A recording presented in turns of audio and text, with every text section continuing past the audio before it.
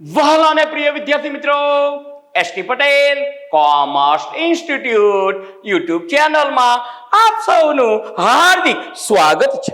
આજના વિડિયો લેક્ચરની અંદર મિત્રો આપણે આપણા સ્ટડી મટીરીયલનો ક્વેશ્ચન નંબર 6 જે ટેક્સ્ટ બુકનો છે તે સોલ્વ કરીશું. હવે જે વિદ્યાર્થીઓ પાસે સ્ટડી મટીરીયલ ન હોય અને સ્ટડી મટીરીયલ મંગાવવાની ઈચ્છા હોય તેવા વિદ્યાર્થીઓ માટે હું નીચે ડિસ્ક્રિપ્શનમાં WhatsApp નંબર આપું છું. એ WhatsApp નંબર ઉપર તમારું નામ અને એડ્રેસ લખીને મોકલશો એટલે સંપૂર્ણ માહિતી હું તમને પ્રોવાઈડ કરી દઈશ. અને અત્યારે તમારે આ દાખલો ગણવા માટે ટેક્સ્ટ બુકનો કયા નંબરનો દાખલો છે? તો આ ટેક્સ્ટ બુકનું ઉદાહરણ છે.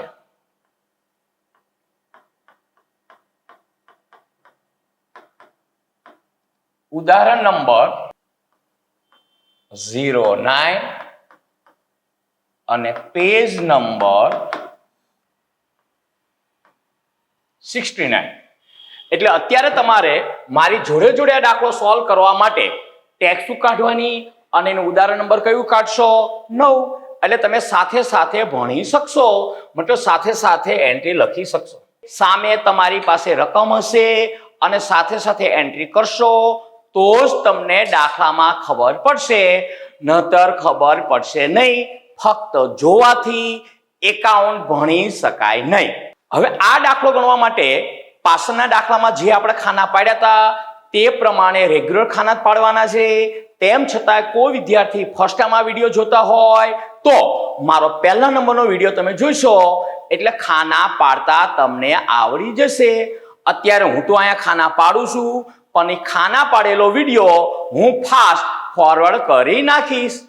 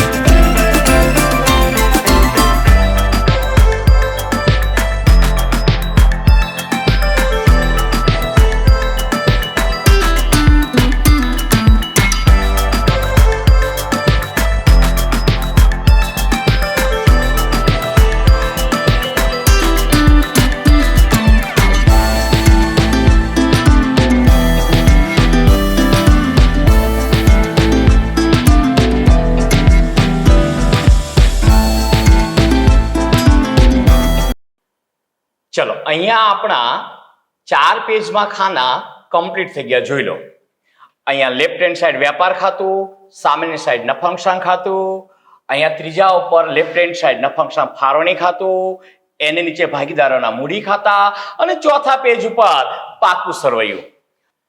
હવે દાખલો ગણવાની શુભ શરૂઆત આપણે હવાલાથી કરીશું, કારણ કે કોઈ પણ કામની શરૂઆત જો શુભ હોય તેનો અંત પણ હંમેશા કેવો આવે?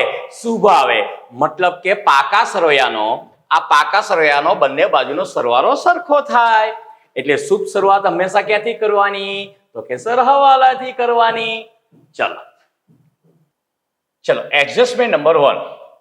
ભાગીદારોને મૂડી પર 12% અને ઉપાડ પર 5% લેખે વ્યાજ ગણવાનું છે.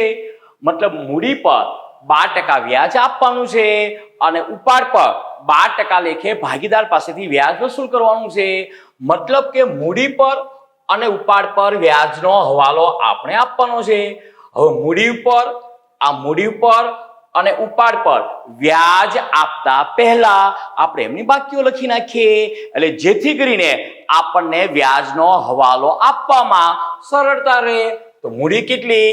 તો માહીની 20,000 અને રાહીની 12,500 અને ઉપાડ માહીનો 3,000 અને રાહીનો 2,000. મૂડી ખાતામાં શરૂઆતની તારીખમાં બાકી આગળ લાવ્યા કરીને લખાય. આપણું વર્ષ પૂરું ક્યારે થાય છે? તો કે સર 31/3/17. તો શરૂ ક્યારે થયું છે? તો કે સર 1/4/16. અને આ તો આપણે ઘણી વખત વાત થઈ ગઈ હે ને. અહીંયા બાકી આગળ લાવ્યા શબ્દ લખજો હો ને. ઘણા વિદ્યાર્થીઓ મૂડી ખાતે લખે છે, તે રોંગ છે. હજુ તો મૂડી કેટલી હતી? હું તો વળી પાછો ભૂલી ગયો. તો કે સર 20,000 ને 12,500. તો અહીંયા લખો 20,000 અને 12,500. આ 20,000 અને આ 12,500. અને ઉપાડ ખાતું વર્ષને અંતે બંધ કરીને ભાગીદારોના મૂડી ખાતે લાવવામાં આવે છે. કઈ બાજુ? તો કે ઉધાર બાજુ આવે. અને વર્ષને અંતે મતલબ 31/3/17. અને અહીંયા લખાય છે કોઈ કે સર શું? તો કે ઉપાડ ખાતે કેટલો હતો? હું જોઈ લઉં હો ને. માહીનો 3,000 અને રાહીનો 2,000. તો અહીંયા લખી નાખો 3,000. આ માહીમાં 3,000 અને રાહીમાં 2,000. ચલો હજુ આપણે હવાલો નથી આપ્યો હો ને. મૂડી પર વ્યાજ અને ઉપાડ પર વ્યાજનો હવાલો આપતા પહેલા આપણે મૂડી ખાતાની અને ઉપાડ ખાતાની બાકી લખી. હવે જો મૂડીનું વ્યાજ મૂડીની નીચે, પણ ક્યારે? તો કે સર વર્ષના અંતની તારીખે, એટલે 31/3/17. અને અહીંયા લખો મૂડી પર. હા પણ શું? વ્યાજ ખાતે. મૂડી પર કેટલા ટકા વ્યાજ આપવાનું હતું? તો કે સર 12%. તો 20,000 ના 12%, 12 દુ 24, યાની કે 2,400. અને 12,500 ના 12%, એ મને નહીં આવડે હો ને. મારે પણ કેલ્સીની જરૂર પડશે. 12,500 ગુણ્યા 12%, યાની કે 1,500. ચલો આની બીજી એન્ટ્રી ક્રોસ કરીએ હો ને. તે પહેલા હું ઉપાડ પર વ્યાજની એન્ટ્રી કરી નાખું. ઉપાડનું વ્યાજ વર્ષની અંતની તારીખે, ઉપર અંતની તારીખ જ છે, મતલબ ઉપર મુજબ. અને અહીંયા લખી નાખો ઉપાડ પર વ્યાજ ખાતે. હવે ઉપાડ પર વ્યાજ કેટલા ટકા ગણવાનું હતું? તો કે સર 5%. તો 10% 300. તો 5% 150. 10% 200. તો 5% 100. થઈ ગયું. મૂડીનું વ્યાજ મૂડી નીચે, બીજી એન્ટ્રી ક્રોસ આપવાની બાકી છે. ઉપાડનું વ્યાજ ઉપાડની નીચે, બીજી એન્ટ્રી ક્રોસ આપવાની બાકી છે. બંનેની એન્ટ્રી કરી નાખીએ. મૂડીનું વ્યાજ અહીંયા ફાળવણી ખાતામાં ઉધાર બાજુ, પણ બંને બાજુ એક એક લાઈન છોડીને લખજો હો ને, કારણ કે આગળના પત્રકનું અહીંયા પરિણામ આવશે હો ને. લખો મૂડી પર વ્યાજ. આ ધંધા માટે ખર્ચ છે. કોનો? તો કે સર માહી અને રાહી. કેટલું હતું? તો કે 2,400 અને 1,500. આ 2,400 અને 1,500 સરવાળો કેટલો થશે? તો 2 ને 1 3 અને 4 ને 5 9, યાની કે 3,900. અને ઉપાડ પર વ્યાજની એન્ટ્રી અહીંયા ક્રોસ થશે. ઉપાડ પર વ્યાજ, પછી કોલમ, અને કોણ ભાગીદાર હતા? તો માહી અને રાય હતા નહીં છે. હવે જો તો ઉપાડનું વ્યાજ કેટલું? તો કે સર 150 અને 100.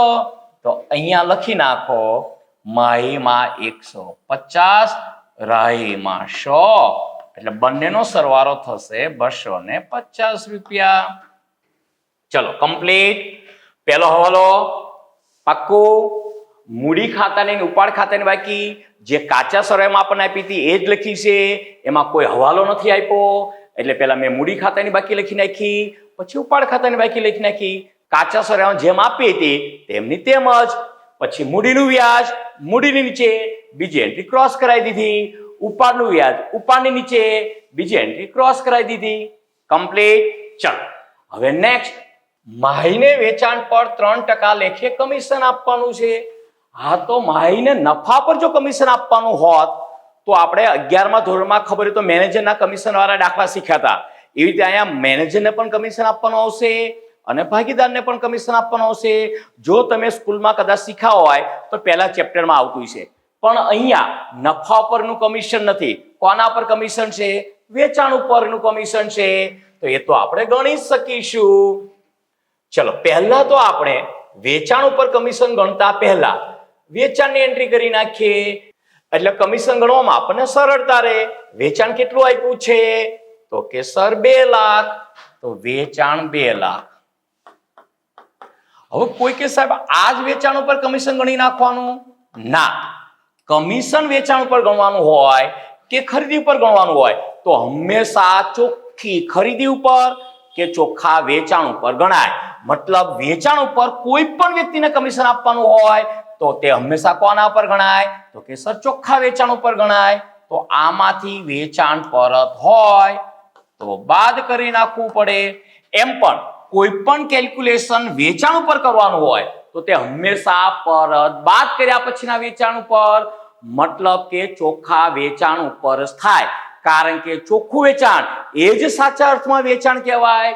તો જો તો વેચાણ પરત કેટલું છે હોય તો ક્યાં હોય? ઉધાર બાજુ. તો છે જ નહીં. તો એનો મતલબ એવો થયો કે કોઈ વિદ્યાર્થીને આ ખબર ન હોત અથવા તો બાદ કરવાનું ભૂલી ગયા હોત તો પણ સાચું પડી જાત. પણ જો વેચાણ પરત આપણને દાખલામાં આપ્યું હોત તો તે બાદ થાત અને પછી ચોખ્ખું વેચાણ જે આવે એના ઉપર જ કમિશન ગણાય. ચલો ફરીથી, આ વેચાણની એન્ટ્રી અત્યારે ન કરી હોત તો ચાલત, પણ કમિશન ગણવામાં આપણને સરળતા રહે એટલે મેં વેચાણની એન્ટ્રી કરી નાખી. હજુ તો કોને કમિશન આપવાનું છે ને કેટલા ટકા? તો કે માહીને કમિશન આપવાનું છે અને વેચાણ પર 3%. તો વેચાણ આપણું કેટલું છે? 2 લાખ. તો 2 લાખના 3% કેટલા થાય? તો કે સાહેબ 10% કરવાના તો 20,000 અને 1% કરીએ તો 2,000. હવે 1% જો 2,000 તો 3% કેટલા થાય? તો કે સર 6,000 અને 6,000 ભાગીદારનું કમિશન છે એ ફાળવણી ખાતામાં ઉધાર બાજુ લખાય છે. કોનું કમિશન છે? તો કે માહીનું. તો અહીં લખો માહીના કમિશન ખાતે. કોઈ કે સાહેબ કેવી રીતે આવી લખવું હોય તો લખી શકાય હો ને, કોઈ ના ન પાડે. આ 2 લાખ ગુણ્યા 3%, મતલબ કેટલા? 6,000. હવે 6,000 માંથી વર્ષ દરમિયાન કઈ ચૂકવેલું આપ્યું તો નથી ને? કાચા સરવાળામાં ઉધાર બાજુ જુઓ. તો કે સર ના, બધું ચૂકવવાનું બાકી જ છે. તો આ 6,000 ની બીજી એન્ટ્રી માહીના મૂડી ખાતે જમા વર્ષના અંતની તારીખે. અને અહીંયા શું લખશો? તો કે સર કમિશન ખાતે. કેટલા રૂપિયા? 6,000. માહી કે રાહીમાં? તો કે સર માહીમાં. ચલો બીજો વાલો કમ્પ્લીટ થઈ ગયો. માહીને વેચાણ પર 3% કમિશન આપવાનું છે. ગમે ત્યારે વેચાણ ઉપર ગણતરી કરવાની હોય કે ખરીદી પર ગણતરી કરવાની હોય એ હંમેશા પરત બાદ કર્યા પછીની રકમ ઉપર, મતલબ કે નેટ પરચેજીસ કે નેટ સેલ્સ ઉપર જ થાય. અહીંયા વેચાણના 3% માહીને કમિશન આપવાનું હતું. તો ચોખ્ખું વેચાણ 2 લાખ, એના 3% 6,000 અને બીજી એન્ટ્રી માહીના મૂડી ખાતે જમા 6,000. ભાગીદાર અને પેઢી વચ્ચેનો વ્યવહાર છે એટલે આ કમિશનની એન્ટ્રી નફાંશાંક ખાતે કરવાને બદલે નફાંશાંક ફાળવણી ખાતે થશે. કમ્પ્લીટ. ચલો હવે હવાલા નંબર 3, બે હવાલા આપણા કમ્પ્લીટ થઈ ગયા. ચલો ત્રીજો, રાહીને દર મહિને, અહીંયા ખાસ ધ્યાન રાખજો, દર મહિને કહ્યું છે હો ને, ₹300 ધંધાના હેતુસર મુસાફરી ખર્ચ પેટે આપવાના છે. હવે રાહીને દર મહિને 300, તો આપણે વાર્ષિક હિસાબ તૈયાર કરીએ છીએ, તો વર્ષના કેટલા આપવાના થાય? તો એકદમ સિમ્પલ, 300 ગુણ્યા 12, 12 તરી 36, મતલબ કે ₹3600 આપવાના થાય કુલ. હવે કોઈ વિદ્યાર્થીને પ્રશ્ન ઉદ્ભવતો હોય કે સર, પેઢી ભાગીદારને મુસાફરી ખર્ચ પેટે શા માટે રકમ ચૂકવતા હોય? તો એકદમ સિમ્પલ વિચારી શકાય. માની લો કે ભાગીદાર પોતાનું વ્હીકલ લઈને ધંધાની ઉઘરાણી માટે જતો હોય, બેંકના કામકાજ માટે જતો હોય, તો ભાગીદાર કહે ને બીજા ભાગીદારને કે આ ધંધાના કામ માટે હું મારું પોતાનું વ્હીકલ લઈને જઉં છું, તો એનું કંઈક સમજવું જોઈશે. અને ગમે ત્યારે મિત્રો તમને ખબર જ છે, સમજવાની વાત મતલબ કેની વાત? મતલબ પૈસાની વાત. તો બીજો ભાગીદાર પછી કે કઈ વાંધો નહીં, તમે પોતાનું પર્સનલ વ્હીકલ લઈને જે ધંધાના કામ માટે બહાર જાઓ છો, તો તે પેટે દર મહિને તમે ધંધામાંથી ₹300 મુસાફરી ખર્ચ પેટે લઈ લીજો. તો પેલો ભાગીદાર કે કશો વાંધો નહીં. એવી રીતે અહીંયા રાહીને દર મહિને ₹300 મુસાફરી ખર્ચ પેટે આપવાના નક્કી કર્યા છે. હવે ઘણી વખત શું થતું હોય કે આ દર મહિને ₹300 મુસાફરી ખર્ચ પેટે આપવાના નક્કી કર્યા હતા, એમાંથી અમુક રકમનો એને ઉપાડ પણ કરી લીધો હોય, અને કોઈ ભાગીદાર સદ્ધર હોય અથવા તો કેરલેસ હોય, તો ઉપાડ ન કર્યો હોય એવું પણ બની શકે. પણ અહીંયા કાચા સળિયામાં જો મુસાફરી ખર્ચ અને એમાં રાહીનો આપણને ₹3000 આપ્યો છે, એનો મતલબ શું થયો? ₹3000 પેઢીએ રાહીને મુસાફરી ખર્ચ પેટે ચૂકવી દીધા છે, પેડ કરી દીધા છે. હવે ચૂકવાના થતા હતા કેટલા? તો કે સાહેબ 3600, એમાંથી 3000 ચૂકવી દીધા છે, મતલબ શું થયો? ₹600 ચૂકવાના બાકી છે. તો એક એન્ટ્રી આપણે આમાં પ્લસ કરીશું, અને બીજી એન્ટ્રી આપણે એના મૂડી ખાતે જે ચૂકવાના બાકી છે એમાં પ્લસ કરીશું. તો લખો ફાળવણી ખાતામાં, તો કે સર શું? રાહીનો મુસાફરી ખર્ચ કાચા સળિયામાં જે આપ્યો છે એનો મતલબ એવો થયો એટલા રૂપિયા ઓલરેડી ચૂકવી દીધા છે. તો ચૂકવાના કેટલા બાકી છે? તો કે સર જો મહિને ₹300 લખી હિસાબ કરો, તો 12 મહિનાના 3600 થાય. એમાંથી ₹3000 કાચા સળિયામાં આપેલ છે, મતલબ એટલા ઓલરેડી આપણે રાહીને પેડ કરી દીધા છે. તો કેટલા બાકી છે? તો કે સર ₹600. અને ₹600 ની બીજી એન્ટ્રી એના મૂડી ખાતે જમા. શું લખશો? તો કે સર મુસાફરી ખર્ચ ખાતે. હા, પણ કેટલા? તો કે સર ₹600. માહીમાં ડેશ અને રાહીમાં ₹600. ચલો ત્રીજો હવાલો પૂરો થઈ ગયો. હવે આપણે ચોથો હવાલો. મિત્ર પાસેથી ઉછીની લીધેલી રકમ પર ₹50 વ્યાજ ચૂકવવાનું બાકી છે. હા, તો મિત્ર પાસેથી લોન લીધી છે અને એની ઉપર ₹50 વ્યાજ ચૂકવવાનું બાકી છે. તો બહુ સારું, તૈયાર રેડીમેડ આપણને ગણીને જ કહી દીધું કે ભાઈ ₹50 વ્યાજ ચૂકવવાનું બાકી છે, તો ₹50 વ્યાજનો આપણે હવાલો કરી નાખીશું. અને અહીંયા આપણને મિત્ર પાસેથી ઉછીની લીધેલી રકમ આપી છે. જો કે આપણા એકાઉન્ટની અંદર ઉછીની રકમનો મતલબ શું થાય? લોન છે. એટલે આના બદલે આપણને મિત્રની લોન એવું આપ્યું હોત તો પણ ચાલત, પણ આપણે ખાતાનું નામ બદલવું નથી, જે છે એમને જ રાખીએ. મિત્ર પાસેથી ઉછીની લીધેલી રકમ, આની અંદર કઈ પ્લસ માઇનસ નથી કરવાનું. આ મિત્ર પાસેથી ઉછીની લીધેલી રકમ એ આપણી માટે દેવું છે, એ મૂડી દેવા બાજુ દર્શાવી દઈશું, અને એને જેટલા રૂપિયા વ્યાજ ચૂકવવાનું બાકી છે એનો આપણે હવાલો આપી દઈશું. પહેલા લખો મિત્ર પાસેથી ઉછીની લીધી રકમ, પાકા સળિયામાં મૂડી દેવા બાજુ, અંદાજે એટલે લખો, ઉપર મૂડીની બધું લખીશું. એટલે અહીંયા લખો મિત્ર પાસેથી. હા, પણ શું? તો કે ઉછીની લીધેલી રકમ. કેટલા રૂપિયા? તો કે સર ₹2500. હવે આની ઉપર ₹50 વ્યાજ ચૂકવવાનું બાકી છે, તો એ વ્યાજ આપણી માટે ખર્ચ કહેવાય, નફા નુકસાન ખાતાની ઉધાર બાજુ. અને ચૂકવવાનું બાકી વ્યાજ આપણી માટે દેવું છે, મતલબ મૂડી દેવા બાજુ. કોઈ કે સર આમની ભાષામાં બોલો તો લોન પર વ્યાજ ખાતે ઉધાર. તે ચૂકવાના બાકી લોન પર વ્યાજ ખાતે જમા.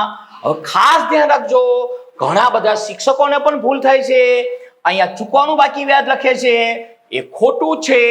લોન પર વ્યાજ એ ઉપજ ખર્ચ પ્રકારનું ખાતું કહેવાય અને તે નફાંશના ખાતાની ઉધાર બાજુ આવે. નફાંશના ખાતામાં બધા ઉપજ ખર્ચ પ્રકારના ખાતા આવે. અહીંયા ચૂકવાનું બાકી વ્યાજનું ખાતું આવે નહીં.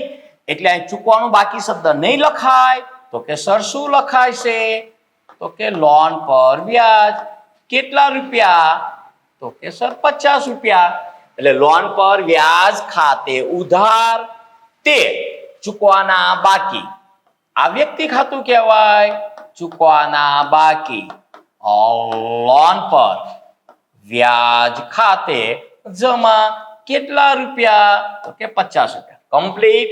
આ વ્યક્તિ ખાતું, ચૂકવાનું બાકી લોન પર વ્યાજ અને લોન પર વ્યાજ એ ઉપજ ખર્ચ ખાતું એ નફાંશના ખાતાની ઉધાર બાજુ થશે. ચલો ત્યારબાદ હવાલા નંબર આપણે કેટલામો આવ્યા? તો કે સર 5મો. તો 5મો હવાલો શું આપ્યો છે? દુકાન ભાડું તારીખ 30/4/2017 સુધીના 12 માસનું છે. તો જો કાચા સરળિયામાં આપણને દુકાન ભાડું આપ્યું હોય છે, દુકાન ભાડું 900 રૂપિયા. એટલે આ જે દુકાન ભાડું 900 છે તે 12 મહિનાનું છે અને આપણું વર્ષ પૂરું થાય છે 31/3/17 ના રોજ. અને ભાડું કઈ તારીખ સુધીનું ચૂક્યું છે? 30/4 સુધીનું. તો એનો મતલબ એવો થાય કે અગાઉથી ચૂકવેલ ભાડું છે હો ને.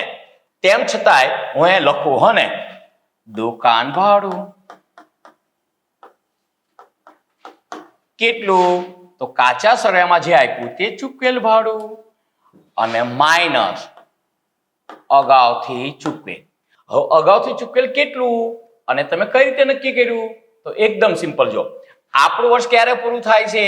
તો કે સર 31/3/17. હવે ભાડું કઈ તારીખ સુધીનું ચૂકવ્યું છે? આ જે દુકાન ભાડું આપણને જે 900 રૂપિયા આપ્યું છે તે કઈ તારીખ સુધીનું ચૂકવ્યું છે? તો હવાલામાં ક્લિયર લખ્યું છે. કઈ તારીખ સુધીનું? તે કે 30/4/2017 સુધીના 12 માસનું.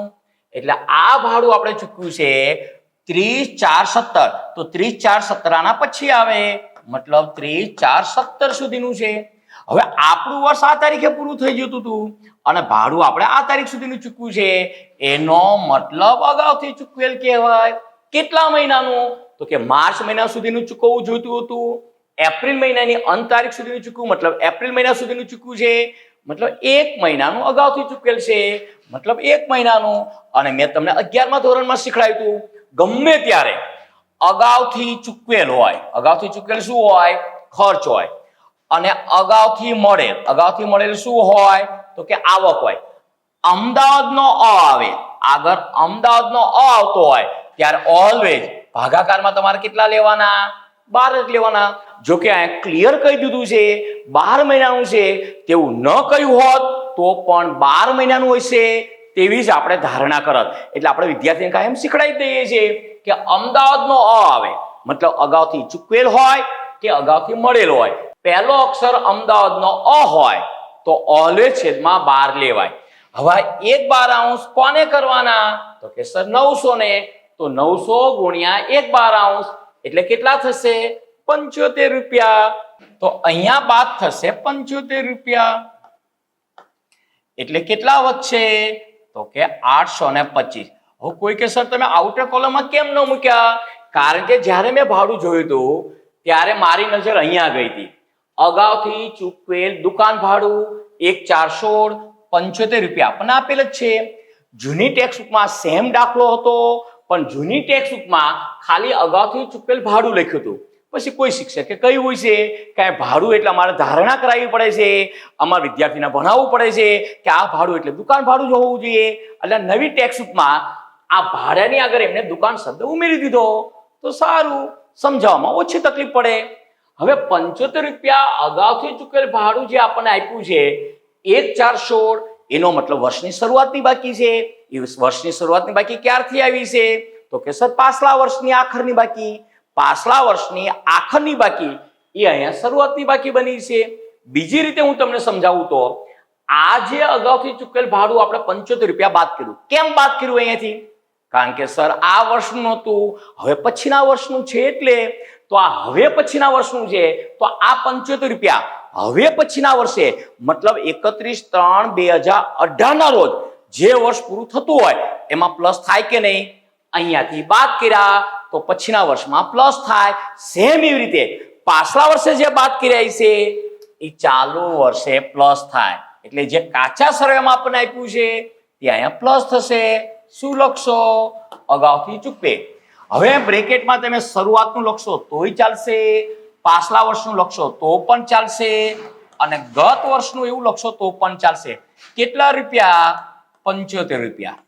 જો કે 11મા ધોરણમાં તમારે ચેપ્ટર આવતું હતું બિન વેપારી સંસ્થાના હિસાબો, ત્યાં તમે આવા હવાલા બહુ જ કર્યા છે. અત્યારે તો મારે અહીંયા તમને એ જ શીખવાડવાનું કે ચાલુ વર્ષનું અગાઉથી ચૂકેલ માઇનસ થાય તો પાછલા વર્ષનું હંમેશા એનું વિરુદ્ધ પ્લસ થાય. અગાઉથી ચૂકેલ ગત વર્ષનું 75. તો આઉટર કોલમમાં વળી પાછા કેટલા ને કેટલા થઈ જશે? તો કે સર 900 રૂપિયા. ચલો ફરીથી, ચાલુ વર્ષે કુલ 900 રૂપિયા આપણે ચૂકવ્યા હતા દુકાન ભાડાના, એમાંથી 75 રૂપિયા અગાઉથી ચૂકવેલ છે કારણ કે એપ્રિલ સુધીનું ચૂકવ્યું છે. એ 75 રૂપિયાનો આપણે ચાલુ વર્ષે હવાલો આપ્યો, તો આ 75 રૂપિયાની બીજી એન્ટ્રી પાકા સરવાળામાં મિલકત લેણા બાજુ. કોઈ પણ ખર્ચ અગાઉથી ચૂકવેલો હોય તો આપણું લેણું કહેવાય.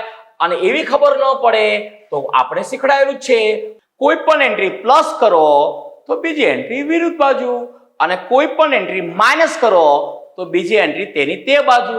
અહીંયા આપણે માઇનસ કર્યા કઈ બાજુથી? ઉધાર બાજુથી.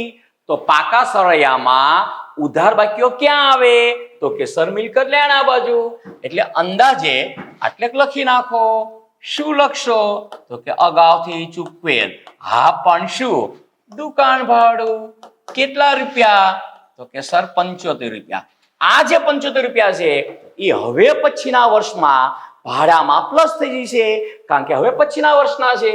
હવે કોઈ વિદ્યાર્થીનો પ્રશ્ન હોય કે સર આ અગાઉથી ચૂકેલ જે 75 રૂપિયા આપણને આપ્યા છે કાચા સરવાળાની બીજી એન્ટ્રી થશે? ના, એની બીજી એન્ટ્રી થશે નહીં. આનું મેથેમેટિક્સ સમજવું હોય તો એવી રીતે સમજી શકાય કે કાચા સરવાળામાં શરૂઆતના મતલબ 1/4/16 ના રોજના અગાઉથી ચૂકેલ દુકાન ભાડાના જે 75 આપ્યા છે એ સિંગલ એન્ટ્રી. ઉધાર બાકી આપી છે આપણે નફાંશના ખાતામાં ઉધાર બાજુ પ્લસ કર્યા એટલે એનું મેથેમેટિક કમ્પ્લીટ થઈ ગયું. એ હવાલો છે નહીં. ચલો કમ્પ્લીટ. વર્ષો જૂનો દાખલો છે, આવશે તો સેમ આ જ રીતનું આવશે, ચિંતા કરતા નહીં. ત્યારબાદ એના પછીનો હવાલો મતલબ 6થા નંબરનો હવાલો, સ્થિર મિલકત પર 20% લેખે ઘસારો ગણો. સ્થિર મિલકત કો તોય ભલે અને બિનચાલુ મિલકતો કો તો પણ ભલે, જમીન, મકાન, યંત્રો, ફર્નિચર. હજુ તો અલગ અલગ મિલકતો આપી છે કે પછી સ્થિર મિલકતો જ આપી છે? કાચા સરવૈયામાં નજર ફેરવો તો સ્થિર મિલકત જ આપી છે 1250, અને એની નીચે આપણને સ્થિર મિલકતનો નિભાવ ખર્ચ આપ્યો છે. હવે અંદર નિભાવ ખર્ચ પ્લસ થશે એવું નહીં, એ તો અંદર પ્લસ કરીને ઘસારો ગણવાનું ક્યારે મેં કહ્યું હતું? જો ઘસારો આપ્યો હોય તો. આ તો નિભાવ ખર્ચ છે મતલબ મેન્ટેનન્સ એક્સપેન્સીસ છે. એ તો કોઈ પણ મિલકત હોય નિભાવ ખર્ચ તો હંમેશા થાય. આપણી પાસે કાર હોય તો સર્વિસનો નિભાવ ખર્ચ થાય, મકાન હોય તો પણ અમુક નિભાવ ખર્ચ થાય, ગાર્ડન હોય તો પણ એને મેન્ટેનનો ખર્ચ થાય. એ નિભાવ ખર્ચ આખી અલગ વસ્તુ છે. એ તો કોઈ પણ નિભાવ ખર્ચ હોય, સમારકામ ખર્ચ હોય કે રિપેરિંગ ખર્ચ હોય, કોઈ પણ મિલકતનો એની તો સિંગલ એન્ટ્રી આપણે નફાંશના ખાતે લખીશું. એટલે આ નિભાવ ખર્ચ પ્લસ થશે નહીં. આ સ્થિર મિલકત જ આપણને આપી છે 1250. બહુ નાની રકમ છે, કઈ વાંધો નહીં. સ્થિર મિલકત હા પણ કેટલી? હા પણ કેટલી? તો કે સર 1250 ઇનર કોલમમાં, કારણ કે ઘસારો બાદ કરવાનો છે. નિભાવ ખર્ચ પ્લસ નહીં થાય હો ને. ઘસારો કેટલા ટકા? તો કે 20%. તો 10% 125, તો 20% 250. તો આઉટર કોલમમાં આવશે 1000, અને ઘસારો એ આપણું નુકસાન છે. એની બીજી એન્ટ્રી નફાંશના ખાતાની ઉધાર બાજુ. શું લખશો?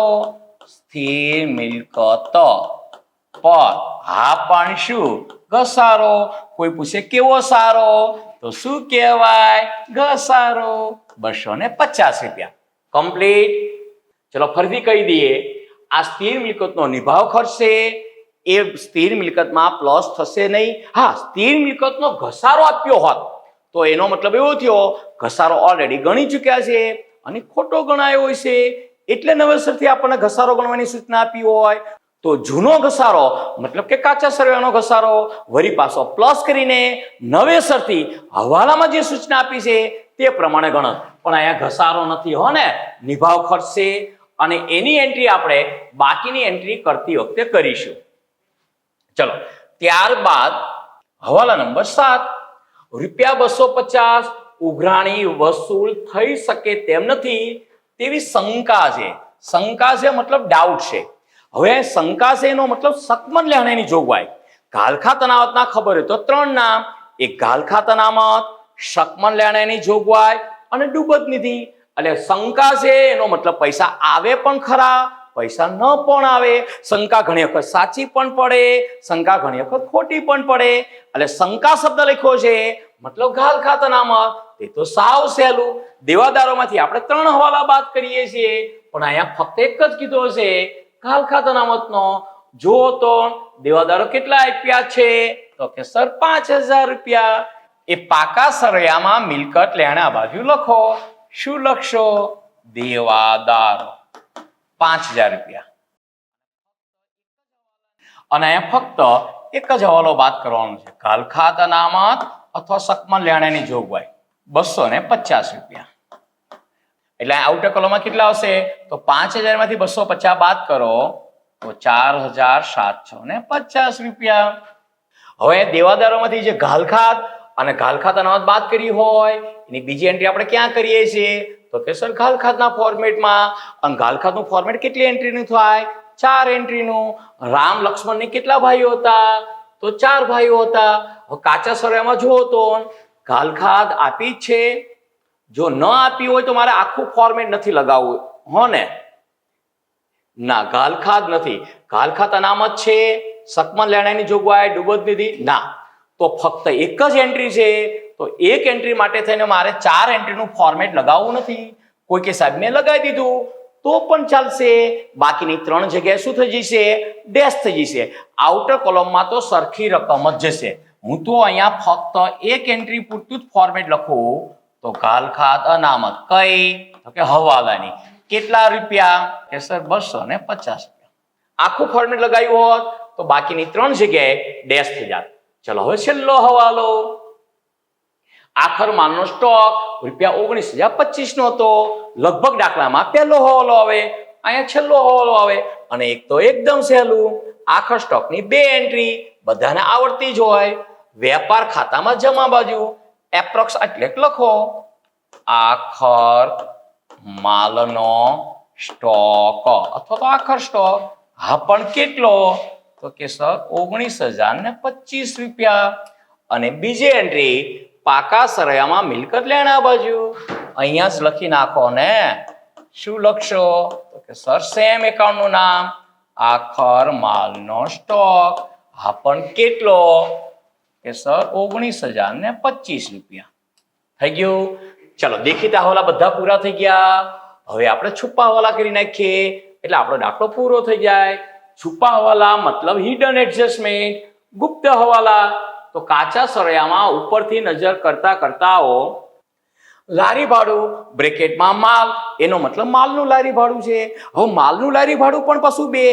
જે માલ ખરીદ્યો હોય એનું ગાડા ભાડું એ પણ માલનું કહેવાય, જે માલ વેચ્યો હોય એનું ગાડા ભાડું એ પણ માલનું કહેવાય. પણ અહીંયા એવું નથી લખ્યું ખરીદેલ માલનું કે વેચેલ માલનું, એનું સ્પષ્ટીકરણ કર્યું નથી. તો અહીંયા આપણી ટેક્સ્ટ બુક પ્રમાણે આપણે એવી ધારણા કરીએ છીએ કે લારી ભાડાનું નામ ન પાડ્યું હોય, આવક માલનું છે કે જાવક માલનું, તો આપણે એવી ધારણા કરીએ છીએ કે આવક માલનું હોય છે અને વેપાર ખાતે લખીશું, પણ કોઈ છુપો હવાલો થશે નહીં.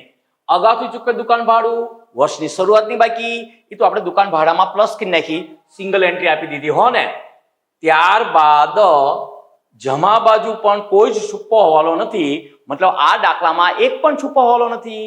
તો દાખલો પૂરો થઈ ગયો. હવે બાકીની એન્ટ્રી કરીને સરવાળા કરી નાખો. ચલો ઉપરથી જોતા જોતા એ તો ઉપાડ તો આપણે લખી નાખ્યો, વ્યાજનો હવાલો આપવાનો હતો એટલે શરૂઆતનો સ્ટોક 1750, એની જગ્યા તો ફિક્સ છે. વેપાર ખાતામાં પહેલી જ એન્ટ્રી શરૂઆતનો સ્ટોક. આનું બીજું નામ મેં કયું શીખડાયું હતું? ઉઘડતો સ્ટોક. અને શોર્ટમાં લખવું હોય તો શરૂનો સ્ટોક. કેટલા રૂપિયા? તો કે સર 1750 રૂપિયા. ચલો પછી બીજી એન્ટ્રી શેની છે? તો કે સર ખરીદી 1,38,750 અને સામે પરત છે હો ને, ઇનર કોલમમાં રાખીશું. વેચાણ પરત નથી પણ ખરીદ પરત છે. ખરીદી 1,38,750. ખરીદી 1,38,750 રૂપિયા ઇનરમાં. અને અહીંયા આપણે ખરીદ પરતની જગ્યા બનાવી નાખીએ હો ને, એટલે જ્યારે આવે ત્યારે મૂકવાનું જ રહે. ચલો ખરીદી પછી શું આપ્યું છે? મુસાફરી ખર્ચ. એમાં રાહીના મુસાફરી ખર્ચની એન્ટ્રી થઈ ગઈ, કારણ કે એનો હવાલો હતો.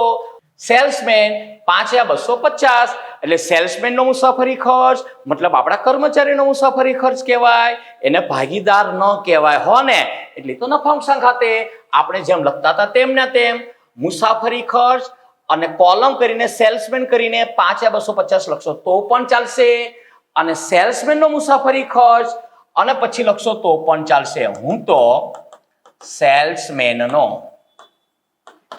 મુસાફરી ખર્ચ એવું જ લખી નાખવું હો ને. કેટલો? તો કે સર 5,250 રૂપિયા. ચલો ત્યારબાદ પગાર. હિસાબની મતલબ એકાઉન્ટન્ટ હિસાબ લખવાના ભાઈ, અને ઉઘરાણી કારકુન મતલબ ક્લર્ક હશે. હા તો બંને આપણા કર્મચારી જ છે અને બંનેનો પગાર નફા નુકસાન ખાતે જ લખાય.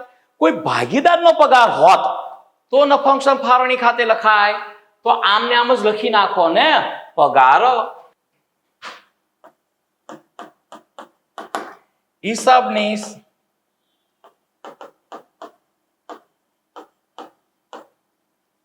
2,500 ડાયરેક્ટ આઉટર કોલમમાં લખશો તોય ચાલશે, અને ઇનરમાં લખીને પછી સરવાળો આઉટર કોલમમાં લઈ જશો તો પણ ચાલશે. અને બીજા કોણ હતા કર્મચારી? તો કે સર ઉઘરાણી. કોઈ પૂછે કેવી રાણી? તો કે ઉઘરાણી. ઉઘરાણી પણ શું? કારકુન. કેટલો? તો કે સર 1,250. કમ્પ્લીટ. એમને જેમ લખ્યું એમ જ.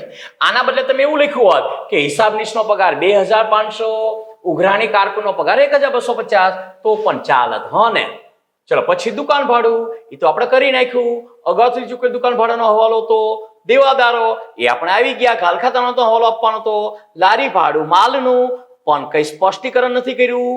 આવક માલ કે જાવક માલ, તો આપણે આવક માલનું સમજીશું. અને ક્યાં લખીશું? તો કે સર આવક માલનું તો વેપાર ખાતે, જાવક માલનું હોત તો નફા નુકસાન ખાતે. તો અંદાજે એટલે લખો લારી ભાડું.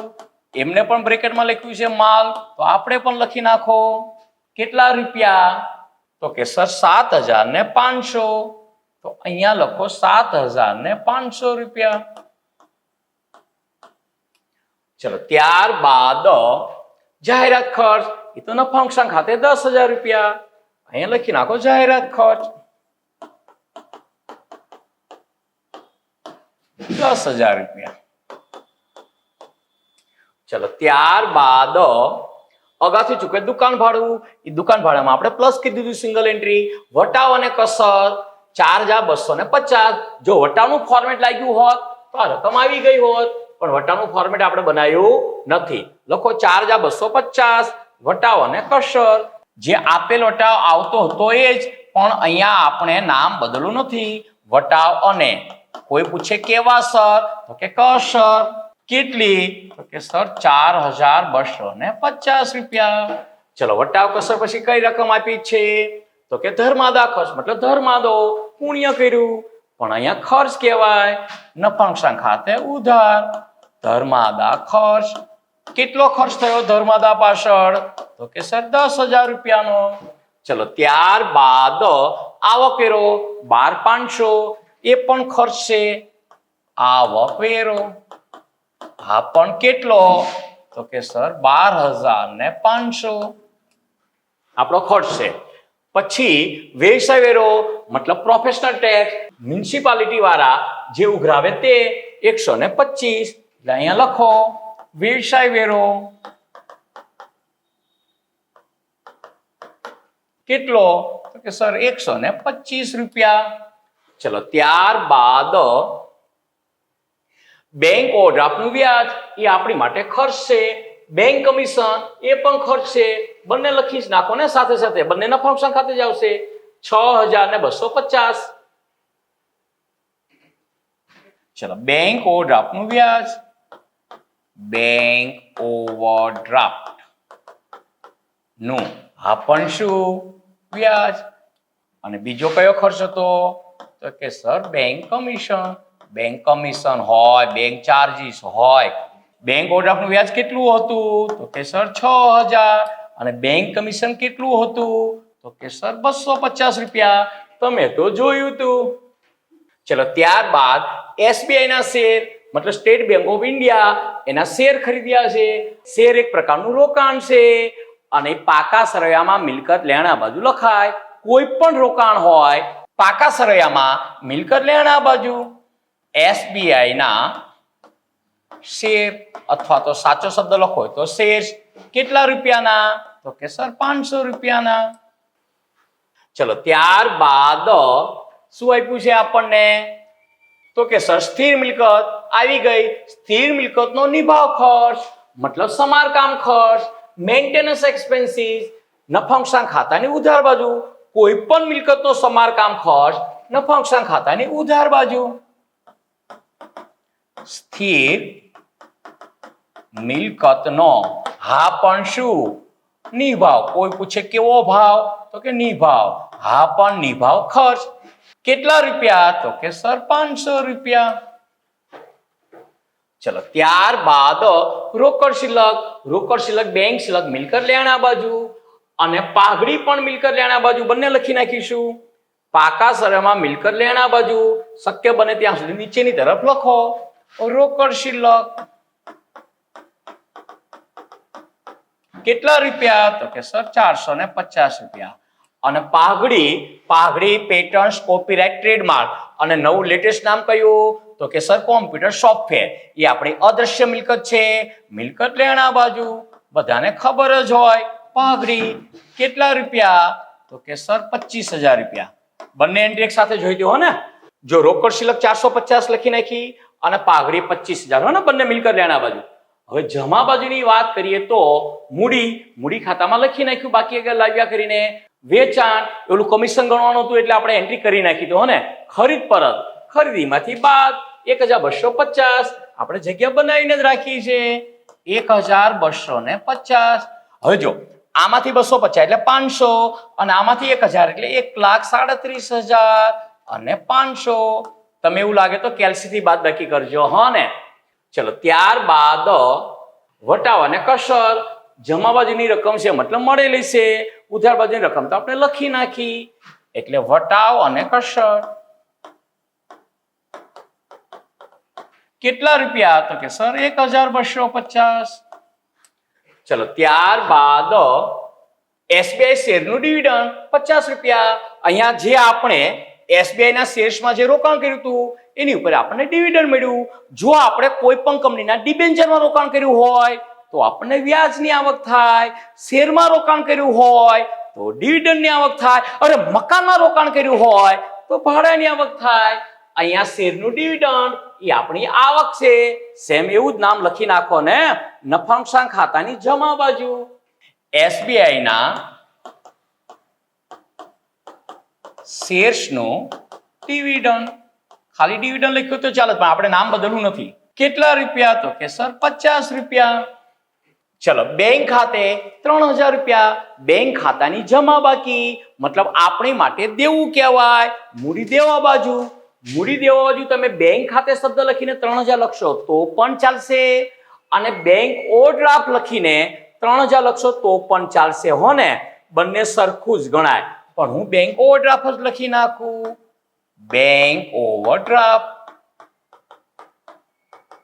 કેટલા રૂપિયા, તો કે સર 3000 રૂપિયા. ચલો ત્યારબાદ લેણદારો 1250 અને મિત્ર પાસેથી ઉછીની લીધેલ રકમ એ તો આપણે લખી નાખ્યું. બાકી હોત તો પણ મૂડી દેવા બાજુ જ આવત. લેણદારો 1250 અને મિત્રની લોન તો આપણે લખી નાખી મૂડી દેવા બાજુ. આ મિત્રની લોન આવી ગઈ છે અને લેણદારો 1250 રૂપિયા. ચલો બાકીની એન્ટ્રી આપણી પૂરી થઈ ગઈ.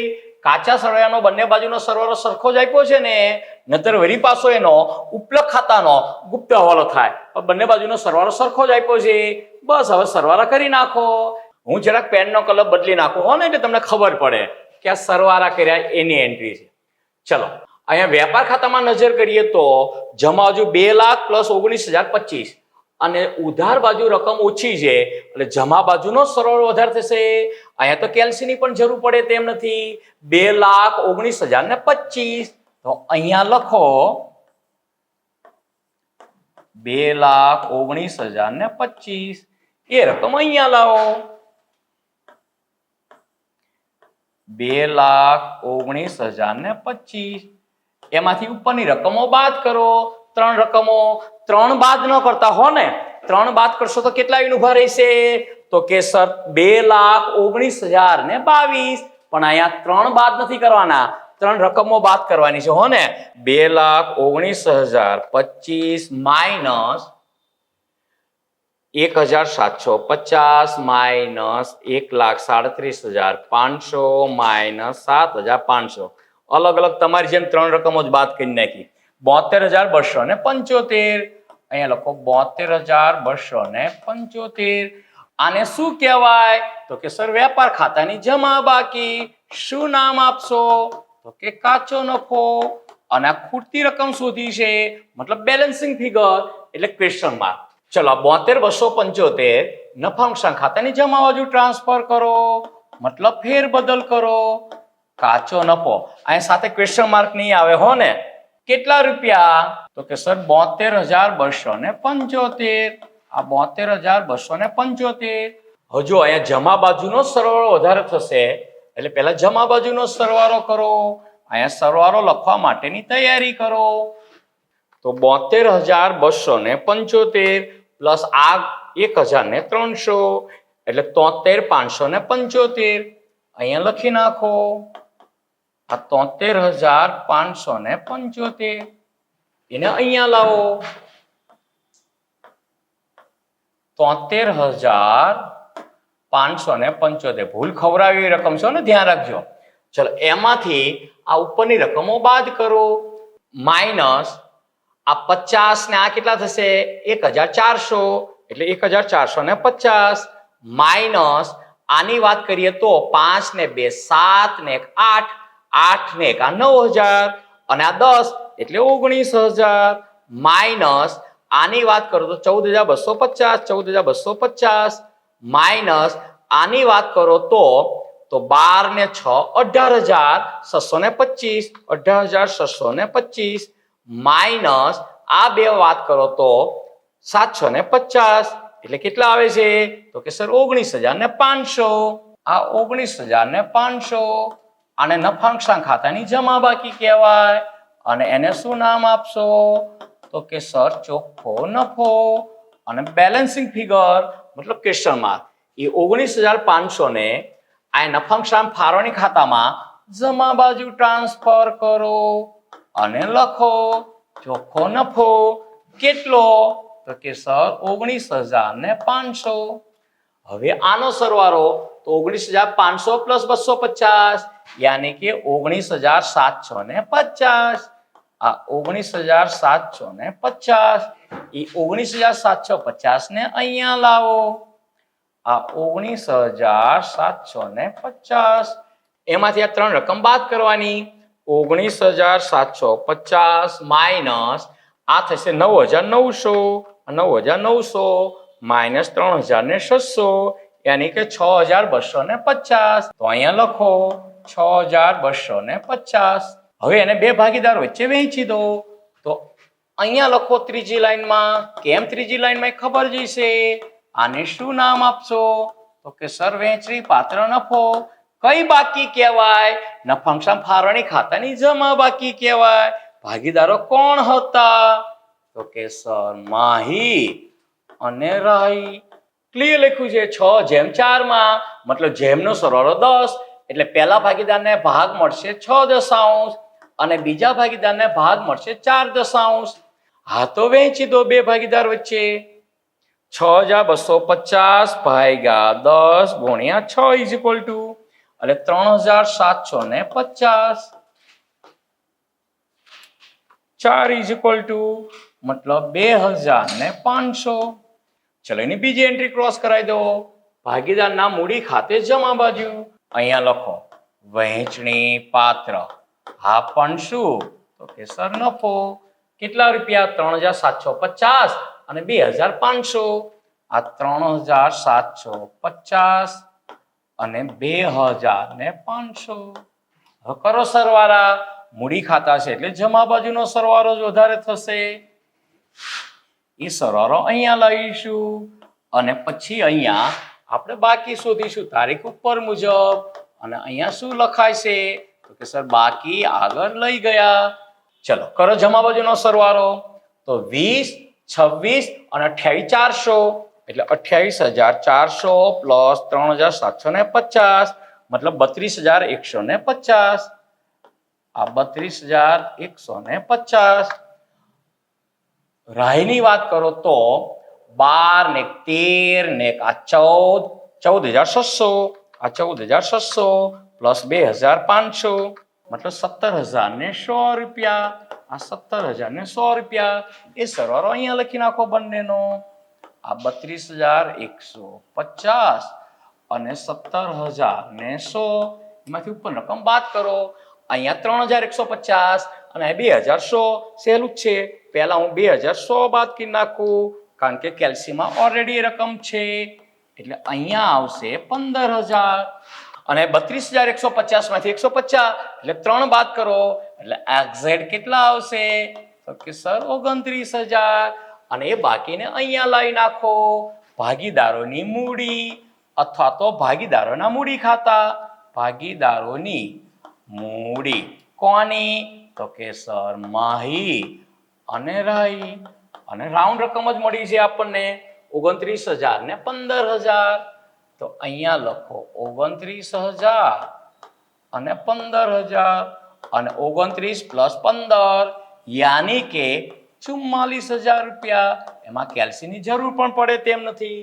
હવે પાકા સરવાળાનો બંને બાજુનો સરવાળો સરખો થઈ જવો પડે. તો આપણો શુભ અંત આવ્યો. નતર પછી ભૂલ શોધવી પડશે. હો ને? ચિંતા ન કરશો, થઈ જ જશે. અને નહીં થાય તો પણ ભૂલ શોધી નાખીશું. ચલો 44,000 પ્લસ આ ગણો કેટલા થશે? તો કે 3 ને 2 5 ને 1 6 ને 300 એટલે 800. 6,000 ને 800 એટલે 50,800 રૂપિયા. આ 50,800 રૂપિયા.